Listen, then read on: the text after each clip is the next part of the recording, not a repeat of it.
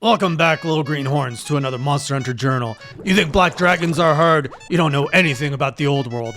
That stuff's so stressed, it'll put hair on your face.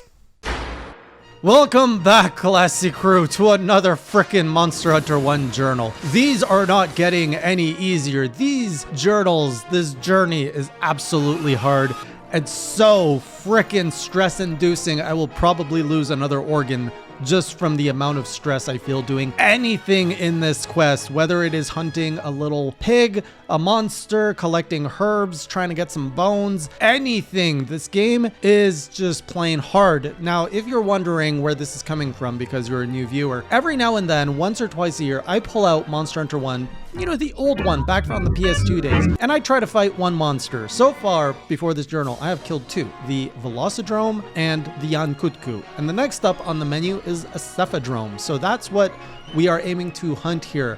And this thing, I got a little taste of it. So last time, about 8 months ago, I got caught up on a quest called Liver of Legends, which legendary quest and not for the good kind. You basically, it's your introduction to the desert. You go out there and you have to kill Cephalos to get their liver, which is not a guaranteed drop. Now, the terrible thing about this is they're always in the sand. You can't pop them out unless you've got some screamer pods.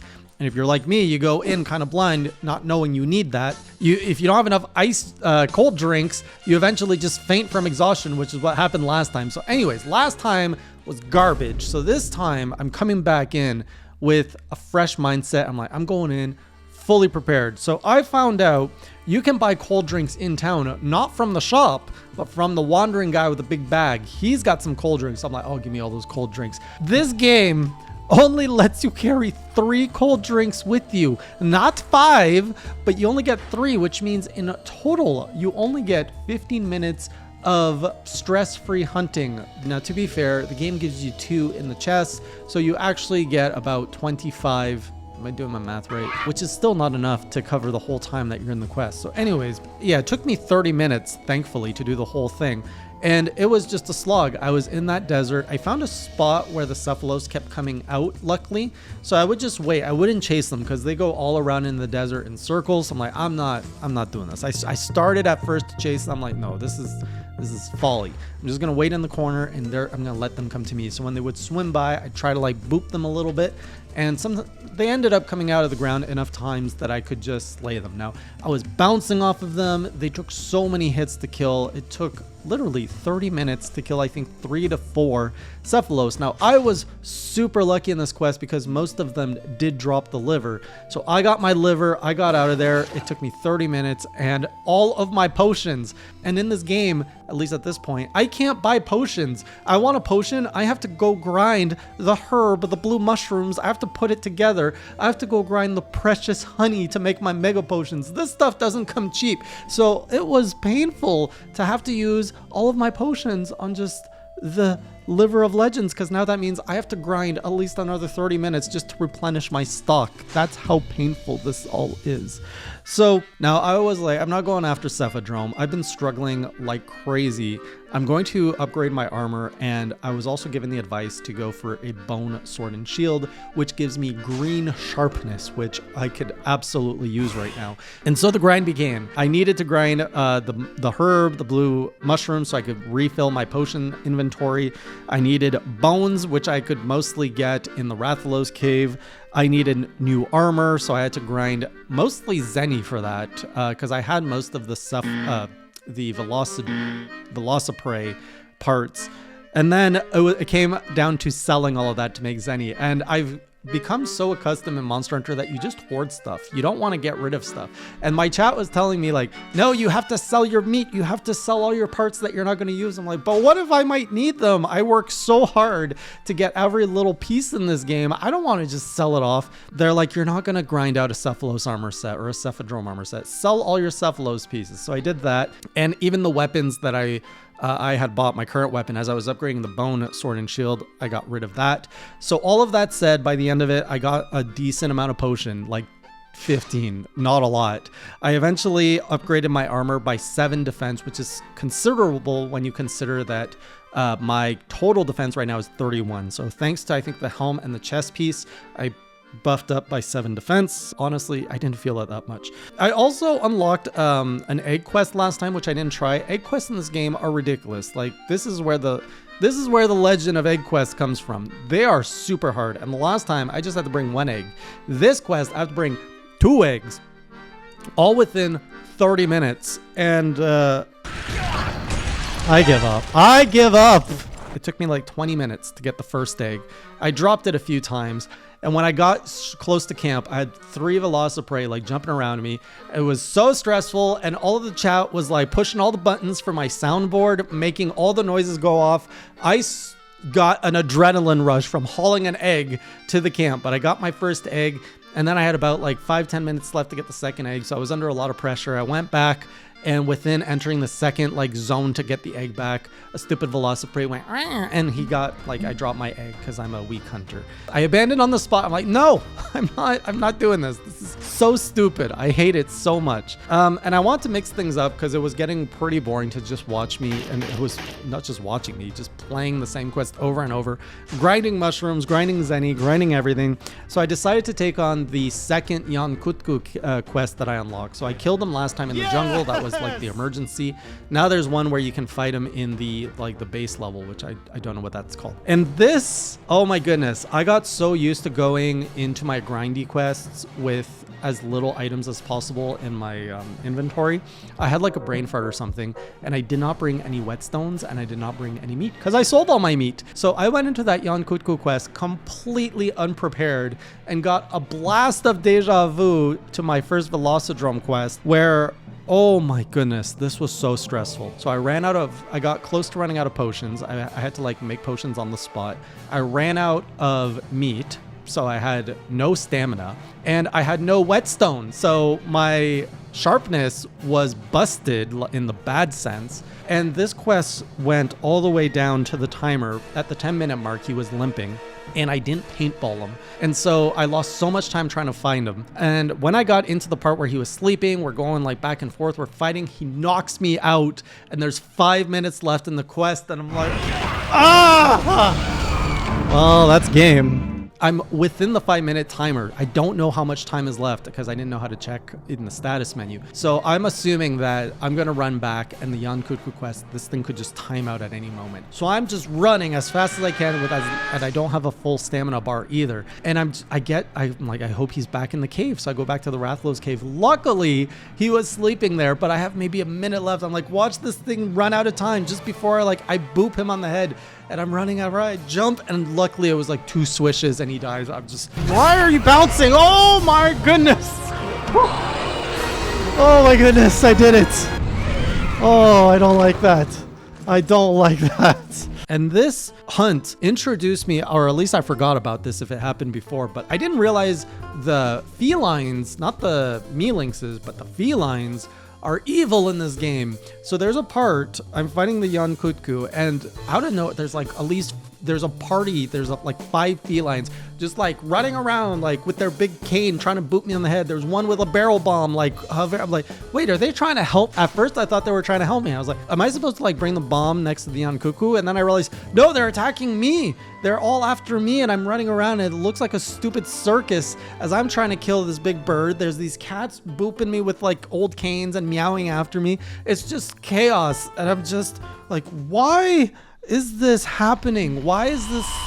Because wow, it was so freaking frustrating. Like, you need a certain personality to take on this old game because it is not for everyone. Like, the amount of patience and grit you need to persevere through this. Why am I doing it? I don't know, but why would anyone else of a sane mind do it? Oh, I can't imagine being young. You know, you come back from school, you're like, all right, all I got is my Monster Hunter game that I got for Christmas. This is what I'm going to do. I'm going to relax. I'm going to relax with this game. I can't imagine anyone doing that. Just like after school, you know, you had a shitty day, you got bullied on at school, and then just get bullied like that. Unless this is what the bullies played, and that's why they became bullies in the first place. Monster Hunter created bullies. That's my headcanon. All right, so next up, after the Kut-Ku was down, look, I need 2 pages. When have you ever seen me flip this book in my journal entries. Never, because I never need 2 pages. But with freaking this Cephadrome Monster Hunter 1, I need 2 pages. Getting ready for the Cephadrome fight. I'm like, I will not be caught with my pants down again. So I learned how to craft screamer sacks thanks to the help of the chat. We grinded. What else did I do? I guess that's it. I just got screamer sacks and some potions. And I went in, I was like, all right, Cephadrome, let's go. Let's see what you got. I hate everything about this. The monster himself is not hard. He's tedious. And the Cephalos, the Liver of Legends quest, basically teaches you what you need to do. And the Cephadrome is like the boss of the level, which is the Liver of Legends. He's basically the same thing. He swims in a circle in the desert. He's a little bit of a darker, bigger fin. And then all you got to do is either use the screamer pods to pull him out or wait. And it's the same mechanic as a Cephalos. And I noticed it felt like his HP was a lot lower than the other monsters I fought. And I suspect it's because the game recognizes you're not constantly fighting him. You're trying to get him out of the ground to kill him. And so the game balances that by having less HP, which I am so thankful that that is the case and that this was a reasonable fight. So overall, it just required a bit of patience, booping him on the head. I had the green sharpness at this point, which on the screen shows as like a glowing yellow. I don't understand why it shows up like that, but that is green sharpness that you see there. And when he made it to his final zone where he's resting, oh man, was that chaotic. So we had a very small zone with a Cephadrome, myself, the cats were there, and there was a bunch of Apsaros, and oh my goodness, the camera was going everywhere, and just everyone was in the way. Cats were meowing, Apsaros were groaning, Cephadrome was, I don't know, and I was screaming for my life. It was just a big, like, buffet of mess.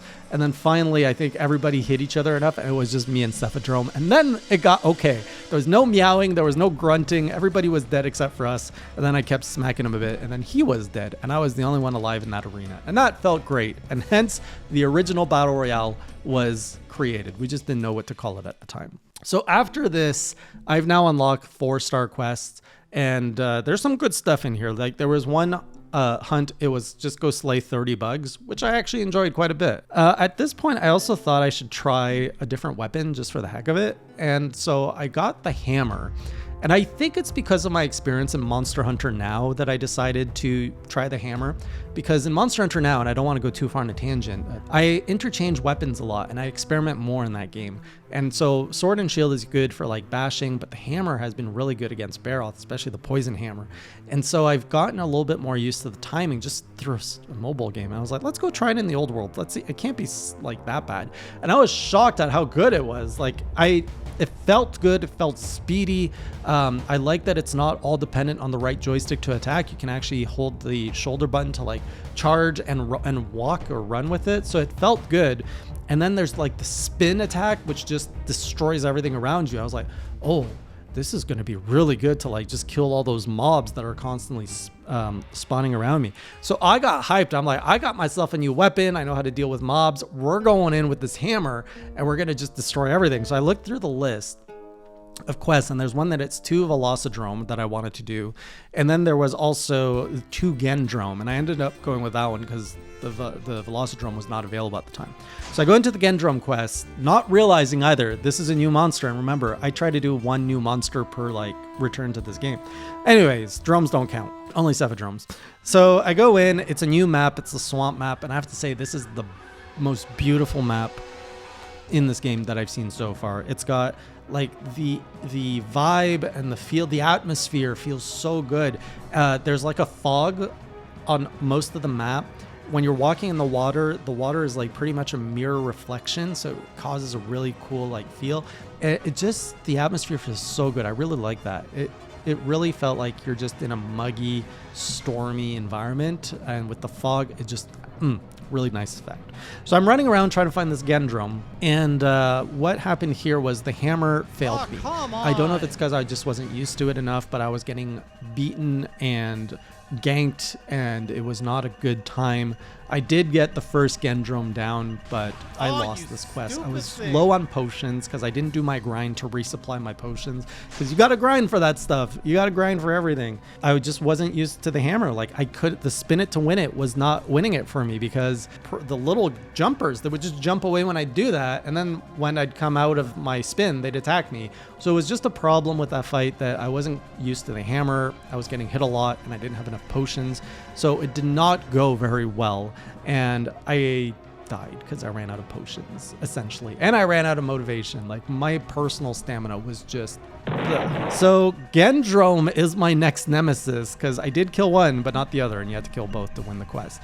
So that's what I have waiting for me next. In terms of new monsters, I also unlock Gypsaros of all things. I can't imagine what level of bullshittery is waiting for me in that fight, because that monster is all sorts of nastiness. I will go back to the Sword and Shield. I'm pretty much stuck where I am now to level it up, because to get it to the next stage, I need to craft it with Rathalos parts. So Rathalos is probably just around the corner. But yeah, I've got 2 monsters ahead of me now. I've got a Gendrome and a Gypsaros, and once I slay those, that'll be 5 monsters down in Monster Hunter 1, because I think there are 17. 3 of them have been slain, so we are at 14 monsters left, assuming I have access to all of them in the base game. Oh, so that's where we are. We are much older. We are much more fatigued, worn with this experience of Monster Hunter. Let me know if you've been playing some Monster Hunter 1, what you think of, or if there's something else waiting for me that is worse in other games. I hear a lot about Monster Hunter 2 being radically different in good and bad ways. So my curiosity for Monster Hunter 2 is actually increasing significantly, whereas before it wasn't even on my radar. More and more that I play these old games and that I hear from you guys, I'm so curious now about what Monster Hunter 2 tried to do. Either way, I'll see you on the next journal or on the next stream, and until next time, keep it classy.